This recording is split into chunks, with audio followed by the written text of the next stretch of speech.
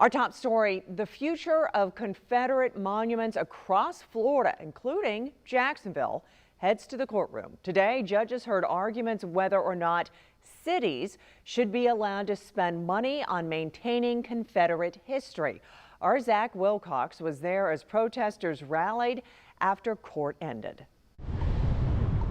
Having to drive down Confederate Street, or streets named after Jefferson and Davis and Stonewall and Jackson, are a tremendous reminder that it's the government that supports these tributes. Earl Johnson Jr. says his lawsuit targets more than 40 Confederate tributes in Florida's Middle District, 10 of them in Jacksonville alone, even after 2 high-profile monuments were removed. These tributes to white supremacy are all over the landscape of our state. He argues that cities shouldn't be allowed to use taxpayer money to maintain anything that honors the Confederacy. If I walk into a public space and there's a tribute to a white supremacist, I'm certainly not getting the full and fair enjoyment of that space. I spoke with a former member of the city of Jacksonville's legal team who said the case was dismissed initially in 2023. The city argued that if Johnson had legal standing simply because he was offended, then thousands of others could make similar claims, potentially giving anyone standing for anything.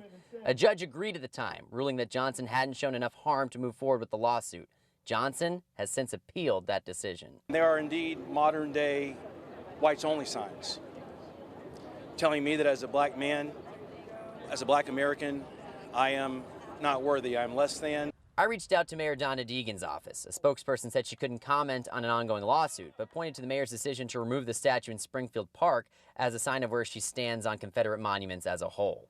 Johnson believes a win could set a legal precedent for similar lawsuits across the country. Remove Confederate monuments now! In downtown, Zach Wilcox, First Coast News on your